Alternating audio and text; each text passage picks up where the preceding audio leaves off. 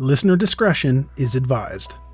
Hello and welcome to True Crime, the podcast that helps you find new, emerging, and undiscovered true crime podcasts. I'm Greg, the host and curator of True Crime. Today's episode is from PNW Haunts and Homicides. Caitlin and Cassie cover true crime, paranormal, and all things spooky in the Pacific Northwest. PNW Haunts and Homicides is an indie drop-in favorite, and this episode is particularly fun because it's one of their Patreon live episodes, so I hope everyone enjoys that. If you like today's episode, make sure to check out the episode description for links to subscribe. All right, let's get this show started. Begin. Now, it shouldn't be shocking, given that it's a weird boat out in the middle of the sea. I already told you, it's prohibition, rum running, blah, blah, blah. That these guys were hauling more than Band-Aids and baby blankets. No, in fact, don't say. Probably none of either. The boat was in fact carrying some rather illicit cargo. That's right, a literal boatload of booze.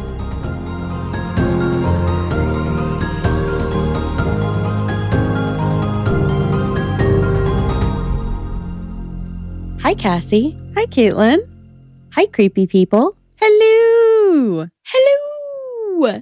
If you're new to our creepy corner of the world, this is PNW Haunts and Homicides, where we chat about true crime, the paranormal, and all things creepy in the Pacific Northwest, which is what PNW stands for. And we do a tarot reading at the end of every episode, just for a little deeper insight into whatever we're talking about. So make sure you stick around if you're into that. All right. And I don't think we really have any new announcements. We have some things that you can look at in the show notes for upcoming events. Mm-hmm. Unless we don't. Yeah, unless we don't. Yep. All right. Moving right along. So today's episode, Cassie has already heard. I have. Yeah. But you're all in luck because my memory is terrible. So it'll be just like it's the first time I'm hearing it. Yeah, except this time you'll actually be able to interject a little bit more. That's true. Yeah. So for those of you that don't know, we actually talked about this story for a Patreon Live. And the Patreon still has access to the recording of the live stream. But now we're going to do it afresh here. And we're going to let Cassie, I don't know, get a word in edgewise maybe. I know. Caitlin always does these things where we have a time limit. And she's like, oh, sorry, you can't talk. Oh my gosh. Yeah, this will be fun. We were pretty loose in the live show, except for it was like, okay, but I have to get through all of the content and we have this time limit. Yeah. And yeah. So it was really super casual, except for it was really intense and stressful. It was fun though. We had a delicious cocktail that you get to see. So if you are part of the Patreon, check that out. Yeah. And I do know that we had a couple of people that made the cocktail as well for while they were watching. That's so cute. I know. I love that for us. And for you and your tasty cocktails. Congrats. All right. Today we venture to Whale Cove, which lies between Depot Bay and Newport. It's a somewhat remote area, particularly in the time period in which our story takes place. Which, Cassie, do you remember when our story takes place? Like the 20s? 30s? 40s? Close enough. We'll go with 20s, 30s, or 40s? 50s? The rocky reef at the entrance makes it particularly hazardous to navigate in even the most favorable weather conditions and with the benefit of daylight.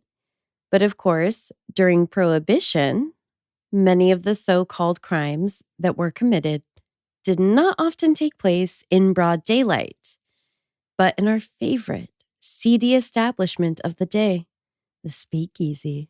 I fucking love speakeasies, and I love that they still have them around. Oh, yeah. Like, even though it's legal, it's like, no, this is fun. Yeah.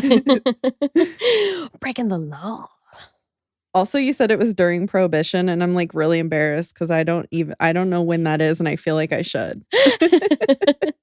Well, there's a little dash of history in here. Yeah. So, it's okay. It's like something I learned already in school. You've already told me about this, and I didn't retain the date. It's fine. I would argue that's sort of like taking geometry, like how much of that are you going to use again? Right. Yeah. That's all I'm saying. Some of these illegal bars were also called a blind pig. Oh, that's cute. Yeah. I know how you feel about pigs. Yeah. We have a complicated history. Frequently, the illicit dealings of mobsters and bootleggers occurred in back rooms heavy with smoke and tinged with the scent of bathtub gin. Bathtub gin. I don't listen. Smells like feet and juniper berries. Oh, it's just not right. Or, as is true in this case, a remote, thinly populated coastal area. Coastal area? Yeah. We're at the beach. I was wondering why we were talking about reefs. Yeah. Personally, I think I'd take the salty ocean air and a clandestine chug or two of Canadian whiskey over, the smoky back room. But yeah, to each their own. Now, the gin in the featured cocktail from this particular live stream, it was a little bit more botanical than bathtub or beachy. Yeah, it definitely didn't taste like feet. Yeah, definitely did not. Nope. But either way, we did a little toast to the telling of a truly wild prohibition tale. Everyone take a breath. Good. Do I let it out? Yeah, definitely continue to breathe. Just okay. Take a deep breath. Well, you didn't specify. Okay.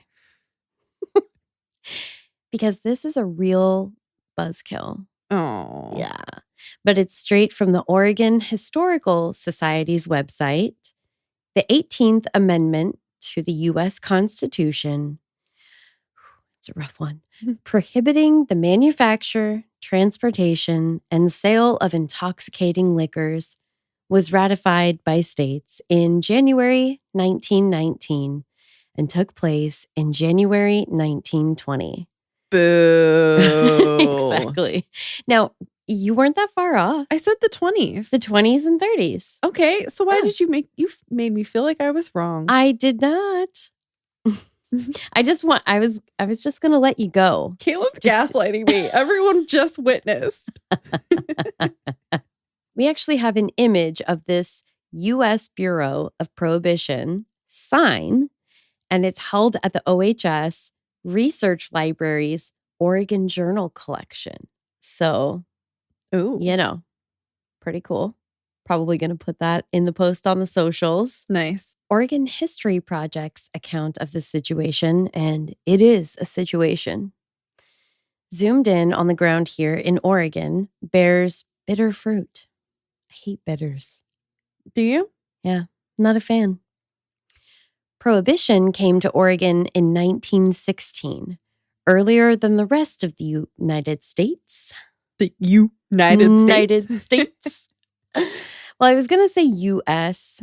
Yeah. It just sort of, I don't know, that happened. I hate that it came here earlier. That's just like such a bummer. It's deeply depressing. And now we're like one of the first with legalized marijuana, though. So we made up for it.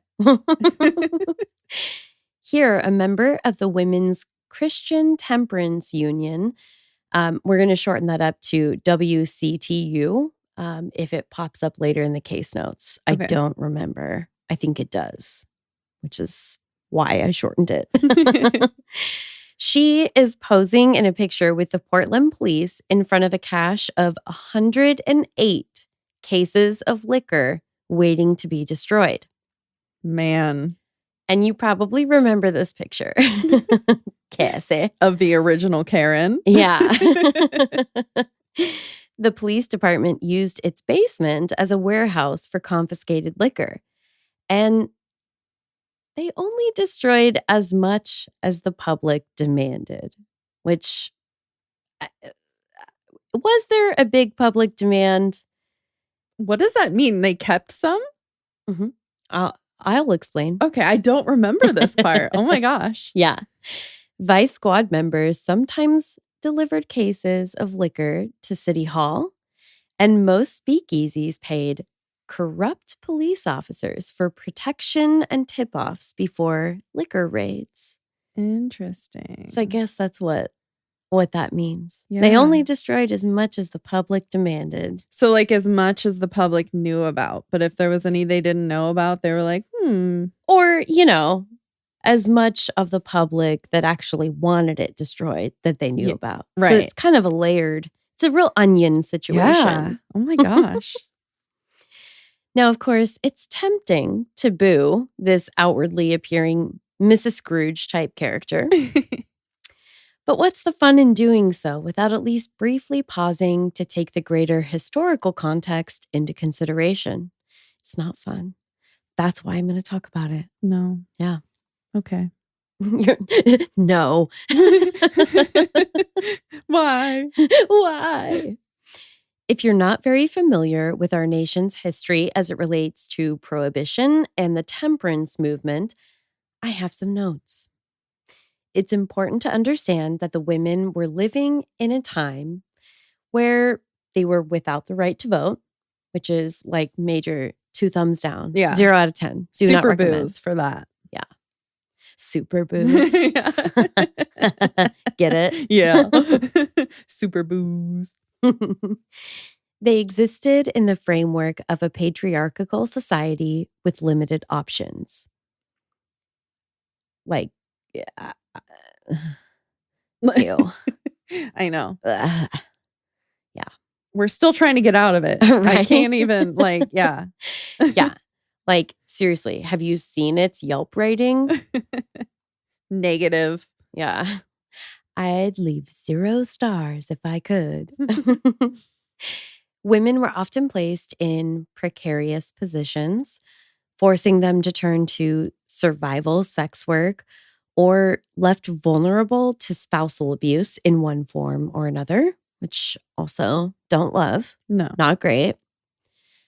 Unless you were lucky enough to hit the husband jackpot with a progressive, free-thinking, emotionally well-rounded, and truly loving partner, it was very easy to end up in dire straits at the hands of someone with more than his fair share of booze on his breath. Yeah, it makes sense why a lot of women didn't like it. Yeah. All that said, one quick glance at this image, which it's going to make it on the socials for this one because it's, oof. I just couldn't help but think, my God, someone get this woman a stiff drink. A stiff something. Although, to be fair, I don't know if any of the temperance movement, it sounds like they were basically just like, no booze, y'all. But I like to think that they were like, yeah, we're all about this prohibition stuff. But then like they had like bra flasks. Yeah. You know? Only for the women. Yeah. On February 8th of 1932, it's just after midnight. Prohibition wouldn't be repealed for roughly another year. So, rough year. Y'all, prohibition is a tween. And I think we all know that is like the height of hell raising. Right. Really. Was for me. During this time, there was an immense amount of money to be made bringing rum through Pacific Northwest coastal towns from up north in Canada. Oh, Canada, you naughty little neighbor. Canada. Oh, wait, I'm singing Oh, Canada to the tune of Blame Canada. I mean, the shoe fits, right? Whoops. In our story, it's bonded Canadian liquor making its way to Whale Cove. The term bottled in bond is a reference to one of the earliest examples of a consumer protection law. Now, if you really want to hear some creepy stories, dig into some independent research about the myriad ways that a number of types of liquor were frequently adulterated prior to the act. Definitely, specifically at the height of Prohibition, there was some nasty ass shit that was going into liquor. Yeah. Yeah. I don't remember if we talked about it at length in the live, but No, I couldn't do it. I was like, it'll be real embarrassing if I throw up on the live. It's super dangerous. I know we mentioned that. Mm-hmm. But I digress. Let's introduce the vessel doing the Lord's work out there on the dark sea waters of the old-timey PNW. Ooh, I love it. Old-timey beach vibes. Let's go. The Sea Island was a Canadian rum runner out of Vancouver, BC. So just to clarify, this is a boat. I know its name is the Sea Island. It's not an island. It's a boat. It's a boat. She a boat. As the crew aboard the Sea Island approached Whale Cove this particular evening in February, the engine was only firing on a singular cylinder, which, as remains true when we did the live stream, I got nothing. How many cylinders should there be? Yeah, we don't know. I am given to understand that is bad. Obviously, there should be more than one. Yeah. Okay. Well, I don't know. Whatever. That's basically sporting talk to me. And I think everybody knows how we feel about that. Yep. I was perfectly willing to tell you about amendments to the Constitution because we all know that's a spicy topic. Mm-hmm. But I draw the line at digging in on the mechanics. So, yeah. Sorry. I'm with you. My eyes would have glazed over anyway if you tried to explain it. So, in any case, the ship was very quickly dashed against the rocks. Eeh. I know. Oh no, who could have seen that coming? Party foul. Yeah. Am I right? It's just kind of one of those things where you're like, wow, huh. Never saw that coming. Yeah. Weird. It was dangerous work. It was said that a member of the ship's crew may have believed that they had simply run low on fuel, which I don't know where he got that idea, but nothing good comes of it. Unfortunately, according to their account, he forgot about the cigarette he was smoking, right above the flammable fuel, ultimately causing a fire. Oh, no. So this is kind of one of those things like, oh shit, we ran out of gas. And he's like, you guys, it's cool. We got like a gas can in the hatch. And then he was like, also, I'm just going to light this cig and I'll be right back. Then we go back to partying but oops, because allegedly that's how the boat ended up on the beach, half burnt to a crisp. Oh my gosh. I just feel like you know that that's flammable, right? Like this is not new. Yeah. I'm not so sure that that's actually what happened. In my notes, it says, I, for one, see no plot holes whatsoever. Right. It's just not that believable. So I can see why you don't believe that. Yeah. Right?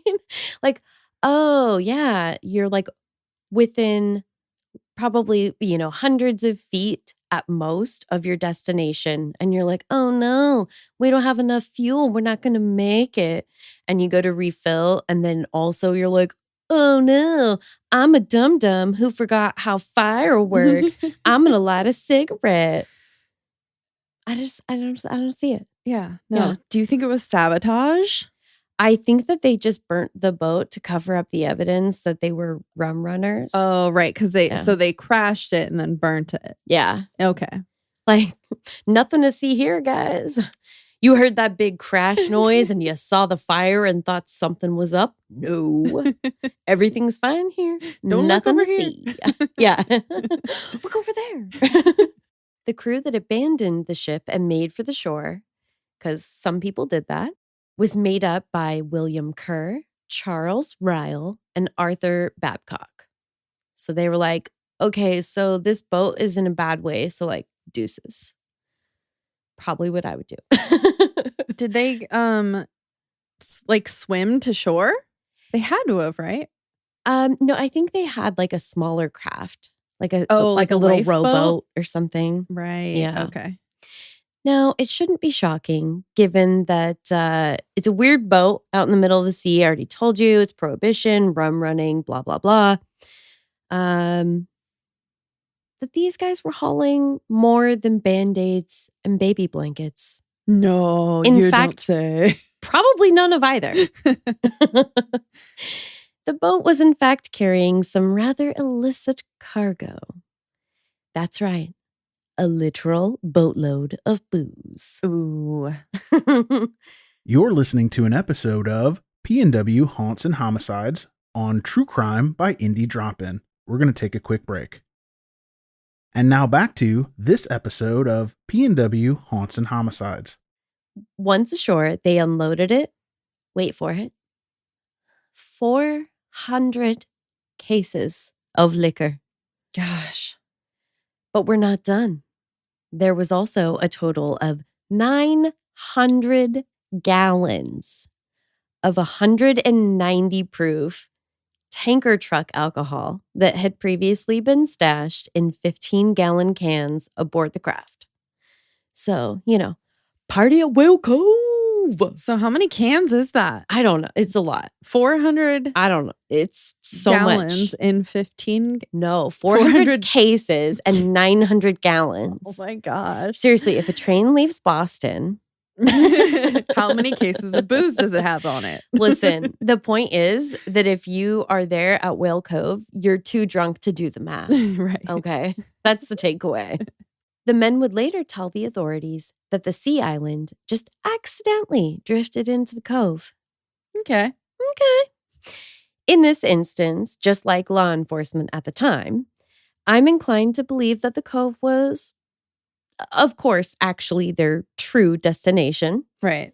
Number one, it seems the parties responsible for the trucks that were likely waiting on standby for a spirited handoff.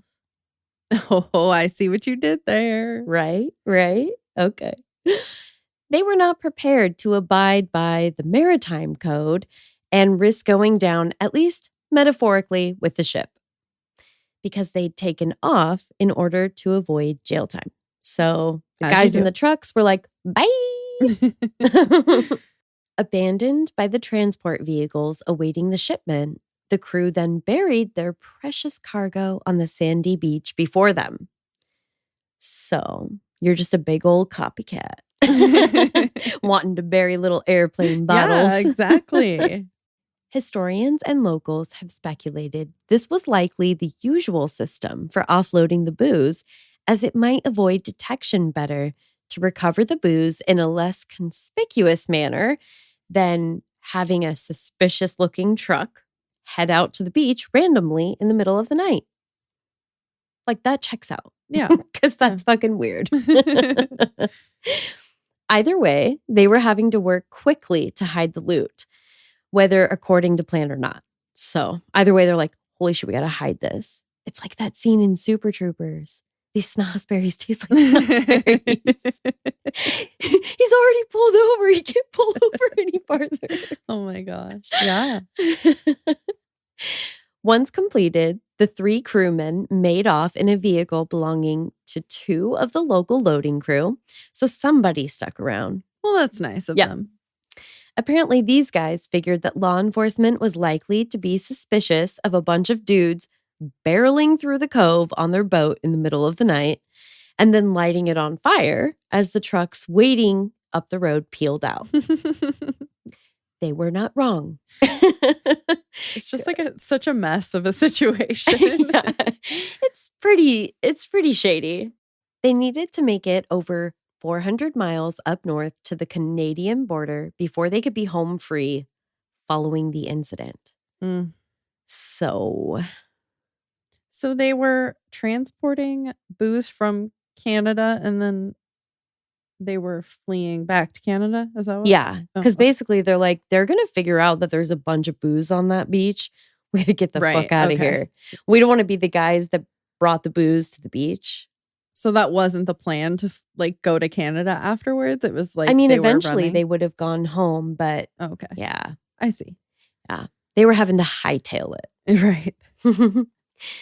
The vehicle didn't make it very far on their journey before crashing in an area near Hebo, effectively disabling their getaway vehicle by overturning it. Oh, Yeah. that's right. Yep. Somehow no one was injured. They were all wearing their seatbelts, you guys. Seatbelts are important. I'm pretty sure that cars at this point didn't even have seatbelts. Don't tell them. Okay. But again, this is something that is almost certain to draw some suspicion in a direction that would prove none too helpful in their effort to escape. Because again, like, hey man, what you guys doing over there? You overturn your vehicle? Yeah. Okay. You need some help? Oh no, you just okay. You're in a hurry. Why are you in such a hurry over there? Exactly. Was the same guy driving the car as driving the boat? I don't think so. Because maybe don't let that guy drive exactly, again. Yeah. He's definitely cut off, and also he's not driving. Someone take his keys. Oh my God. In any case, the locals made themselves scarce quickly so as to avoid detection or any association with the bootleg operation. So, I mean, they were like, okay, we're going to get you guys out of here. And then shit hits the fan yet again. And they're like, oh, yeah, you guys should definitely get out of here. I'm going to go home. The Canadians bought bus tickets to Portland for that next morning, though. Meanwhile, the shipwreck had been discovered by the Depot Bay locals by the time the men made it to Portland. So they've made it up to Portland, but everybody knows that there was some fuckery afoot. Uh-oh. Whale Cove quickly became something of a site of amateur excavation by would-be archaeologists. I like to think that they all just watched Indiana Jones and were just getting in the spirit, except that definitely wasn't out yet.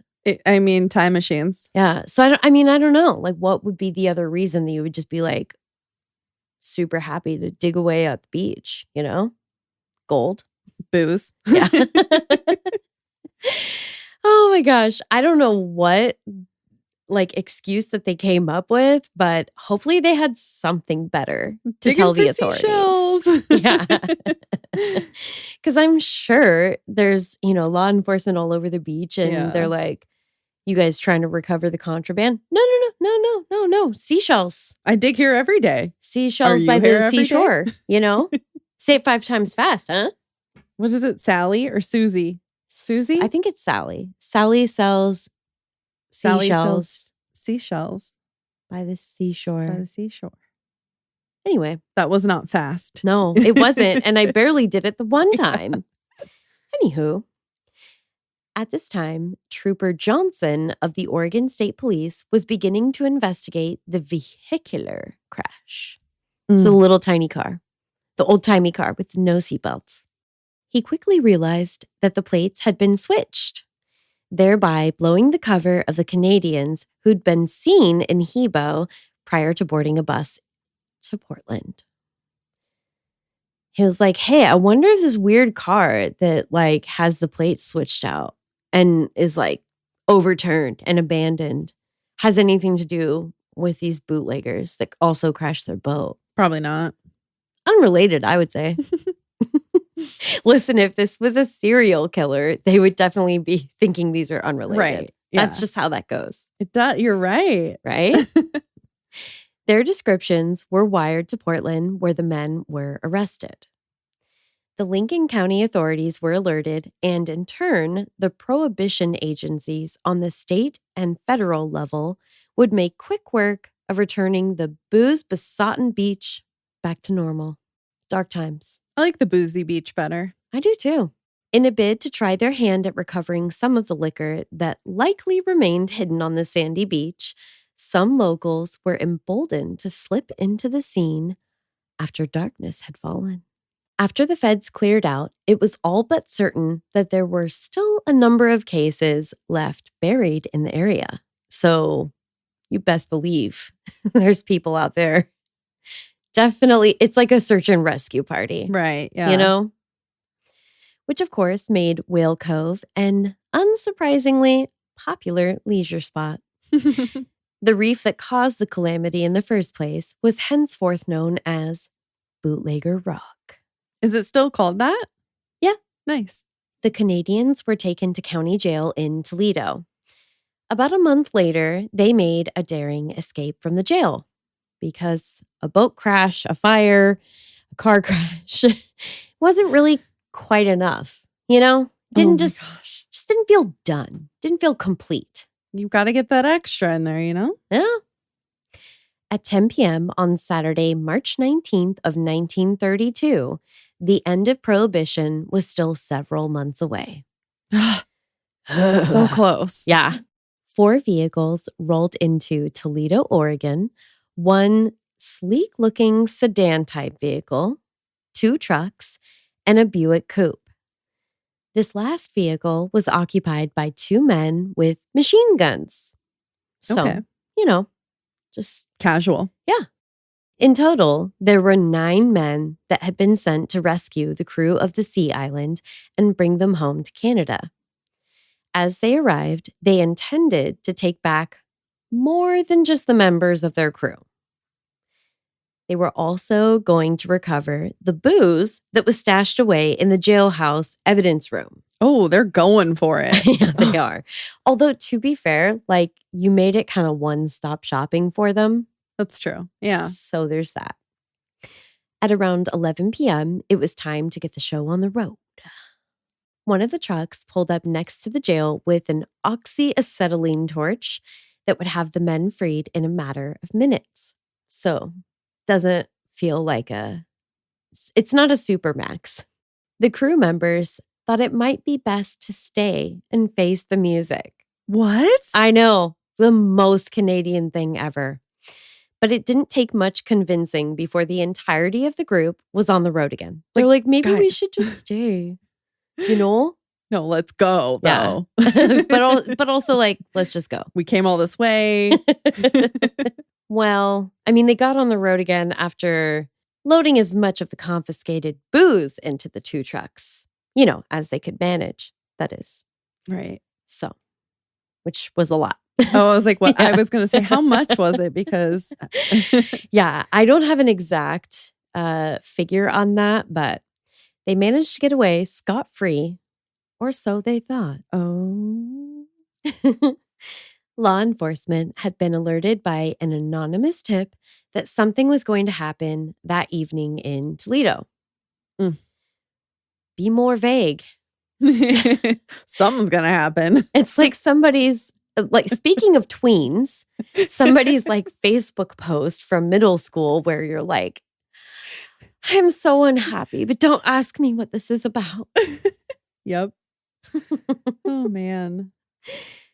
As officers were heading into the small town to investigate, they happened to pass the actual trucks hauling away both the bootleggers and the booze. Oh, those are big trucks. What are those? What are they doing there? I don't know.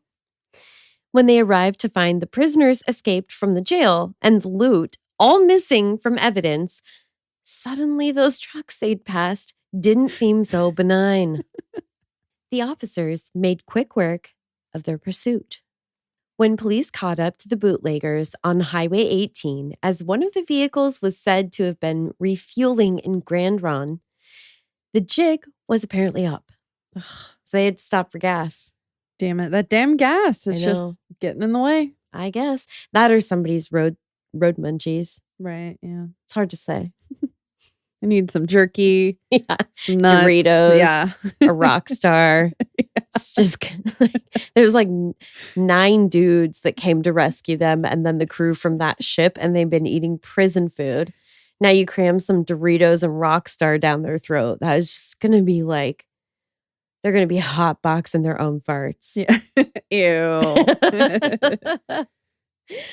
Anywho, not wanting to be swept up like their criminal counterparts in the other vehicles, the men in the sedan, which was the vehicle with the machine guns, of course. fled. Of course. So they left.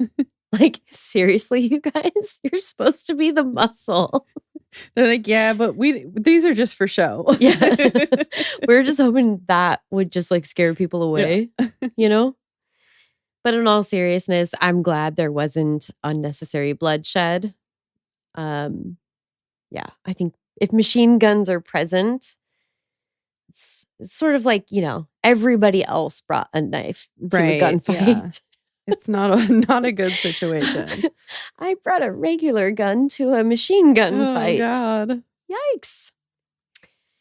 Obviously, the jail facilities in Lincoln County would no longer be fitting accommodations. No, I would say not. Not so much.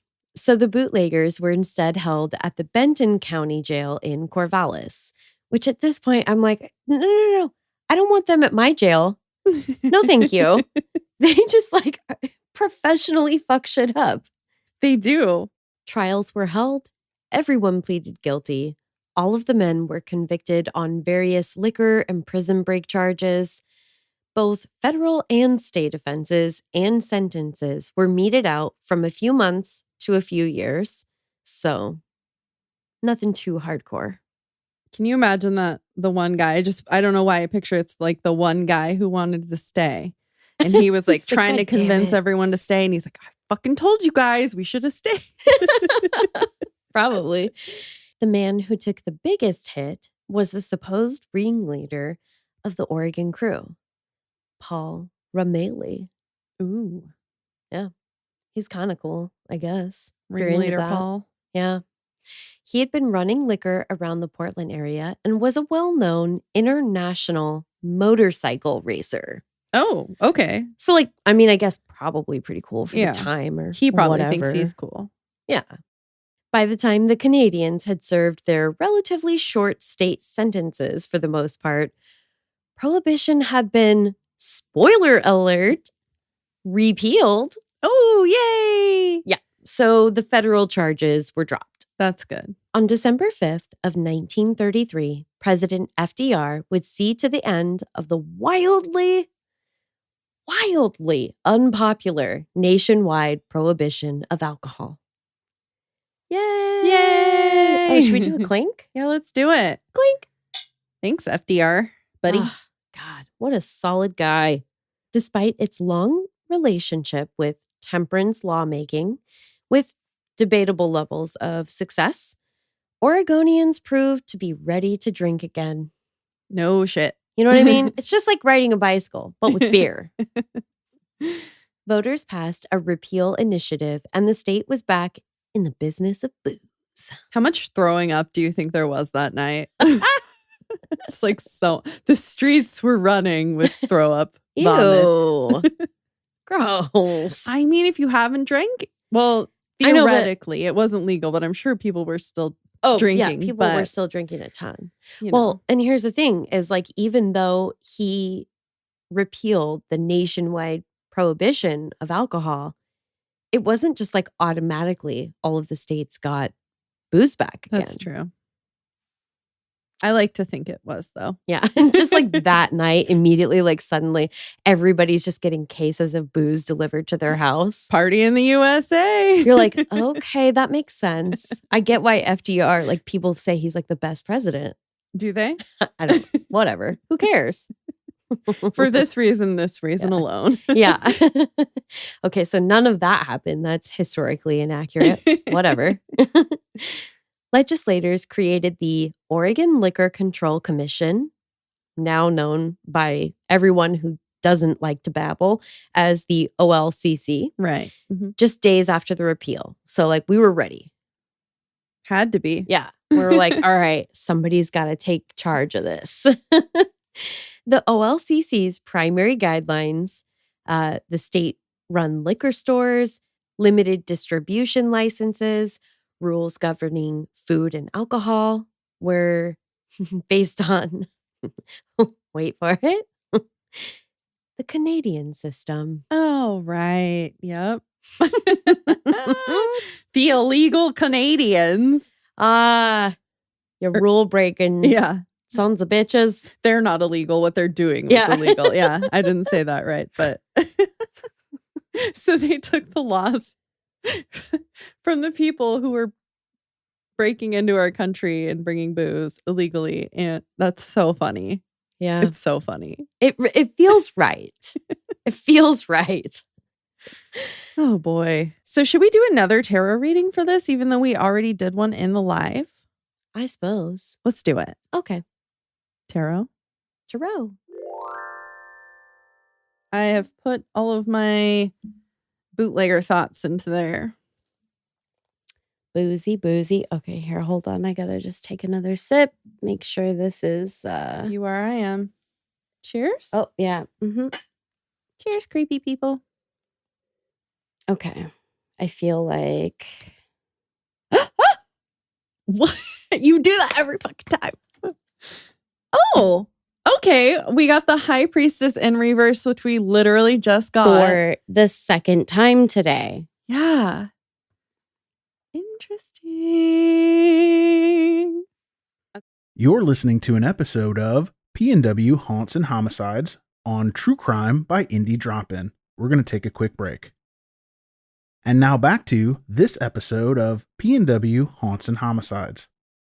Okay, so you have to take a look at the little book because we've already just read this one. Oh, that's true. And it's even in the reverse. It's same orientation. Yeah. That is so weird. That is really weird. But I can kind of see, I think, how it relates too. Just kind of remembering what it was. Mm-hmm. Oh, you know what's gosh. interesting? I'll read the keywords, and then there is a second little extra excerpt that I didn't even see. Oh. The ADHD of it all. You know? I thought you read too. I don't know. We'll see. I didn't. Okay. So our keywords are intuition, emotions, feminine power, imagination, spirituality, and the inner life. Okay, can I read my keywords just really quick? Yes. These ones also say secrets, mystery, hidden talents and knowledge, accessing the subconscious, stillness. Because they needed stillness on the water. Because I imagine that's kind of part of the reason they wrecked was maybe the water was. Yeah. I don't know. Oh my no, gosh, it that's so had weird. it verifiably, definitely. Ooh. Okay.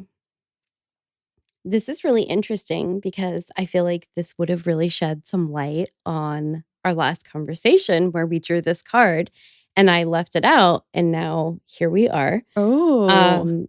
The extra excerpt is titled The Shadow. Psychologist Carl G. Jung thought the high priestess symbolized the shadow, the unknown, secret, dark, and mysterious part that lies within each of us. How did you not read that in the last one? I just didn't even see it because it was like down here. It's really small. Yeah. Oh my gosh. I don't know. That is so crazy though, because it talks about like they were doing stuff in the dark, you know, and it's like the shadows. Mm-hmm. Ooh. Okay, so I will start with the reversed interpretation. The high priestess reversed says your unrealized potential has yet to be discovered. Your secret, authentic self is locked away in the basement. Mhm. Perhaps you're hesitant to look too deeply into yourself, or you may be hiding your true self from others because you fear their judgment or disapproval. Like alcohol. The alcohol was hidden in the basement. Like, Literally in the basement. Oh my gosh. In some cases, she means you're too involved in your inner world and need to get outside of yourself.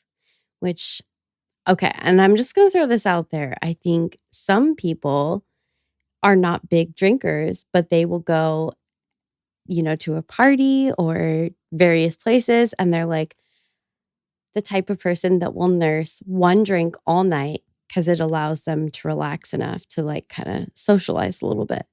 Not that I'm saying that's good or bad. That is just a fact. Yeah. That's just the thing that Yeah. people do. Interesting. In a reading about money, the high priestess reversed can mean you're focused on money and the material world at the expense of your inner life. Yeah. Or your outer life. Your outer life outside of prison. Right. Conversely, she may warn that you've got your head in the clouds.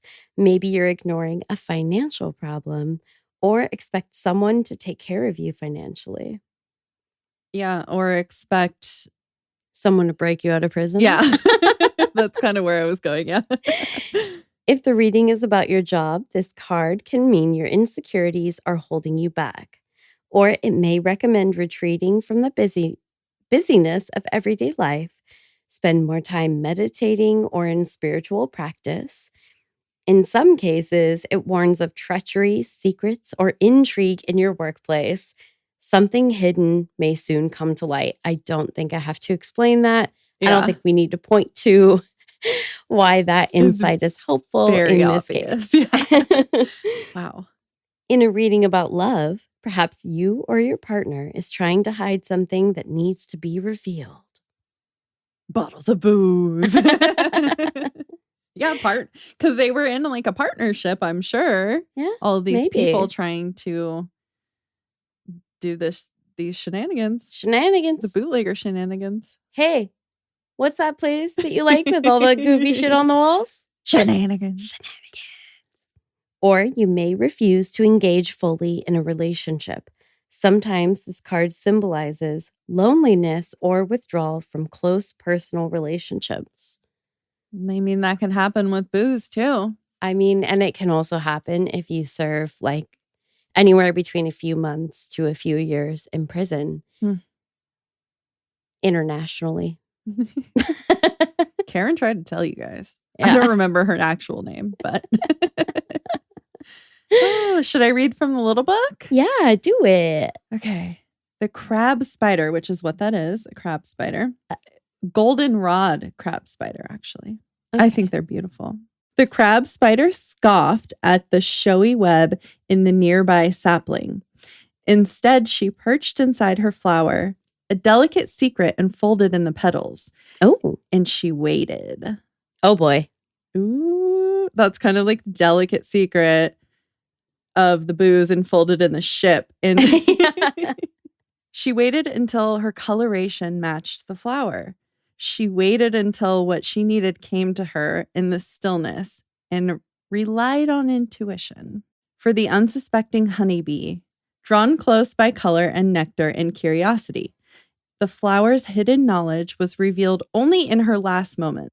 As the spider's embrace enfolded around her, the drone realized... The drone? Is that the bee? That's the bee, Okay. yeah. The drone realized that secrets can be dangerous. Ah! Oh, that's so true. Secrets can be dangerous, y'all. Oh my gosh. That was cool. Do you think we could quickly find out what we drew for the live? Maybe. The magician. Oh, the magician. That's right. That makes sense. You know, just our card as Right. a podcast. No big deal. Well, we figured it out. Mystery solved. Mystery solved. If you loved this story and wish you'd seen it live, I mean, obviously. Yeah. Then you can become a member of our Patreon, where there are videos of our tarot readings.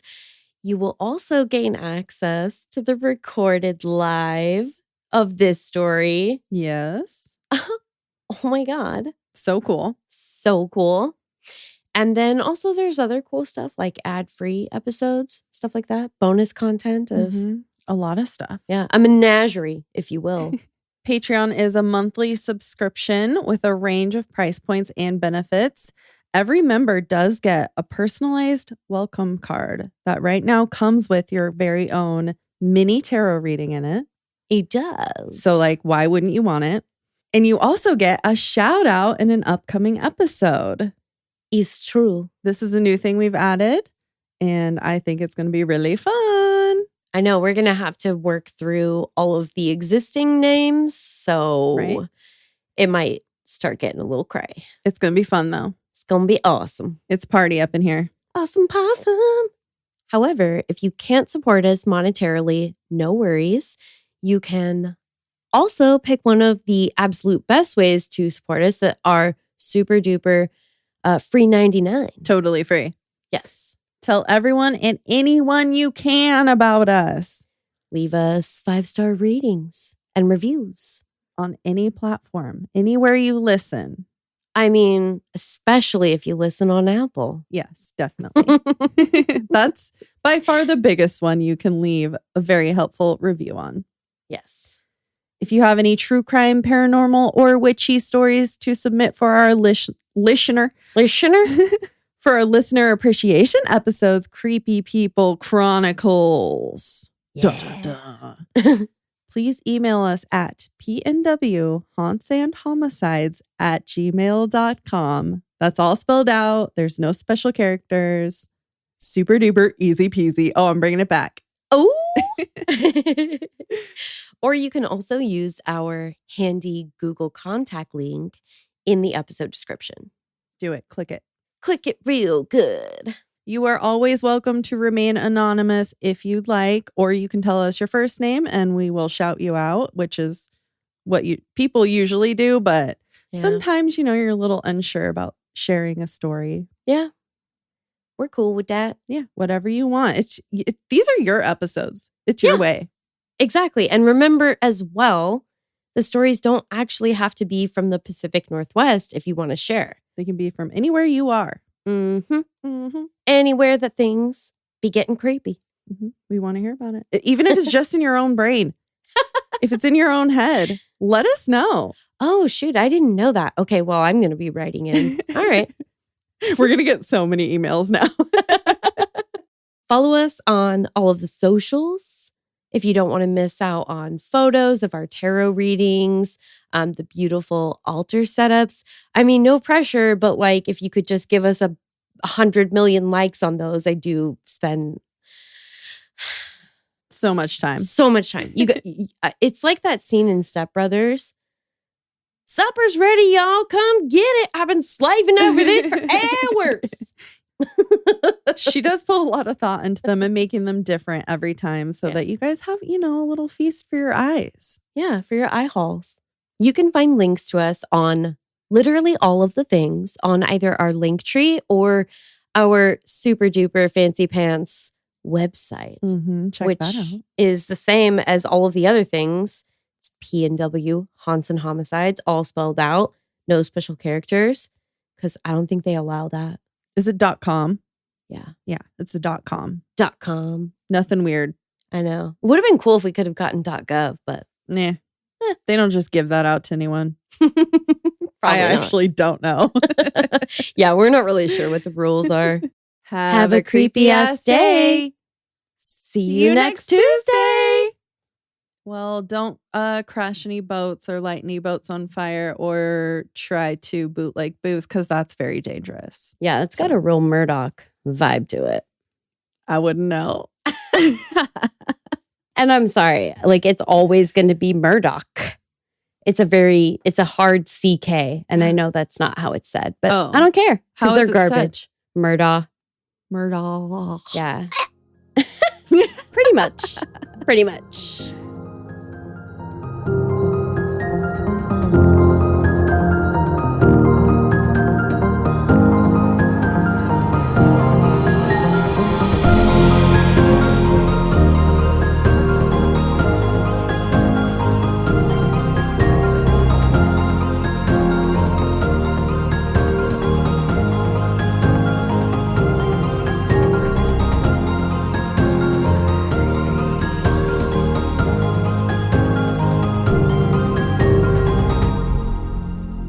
Old-timey like beach rave party vibes. Oh my gosh.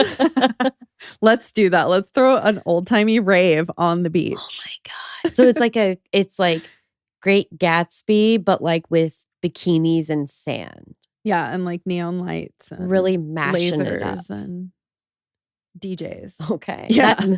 All right. Well, there's the theme of the next Patreon Live.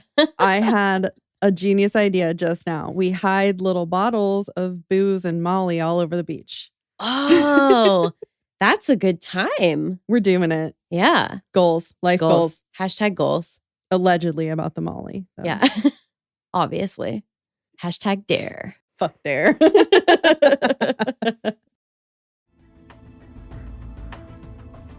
Thanks again for listening to True Crime by Indie Drop-In Network. If you would like to nominate a true crime podcast to be featured, just send me a tweet at Indie Drop-In. I'd also love to hear if one of our featured podcasts is now your favorite show. Indie Drop-In survives off ad revenue and listener donations. If you would like to contribute, please consider buying me a coffee. You can go to buymeacoffee.com/Indie Drop-In. If you look at the very bottom of the episode description, I put a link in there to make it really easy. Indie Drop-In has many other shows that you also might like. Just go to indiedropin.com. All right, see you next week.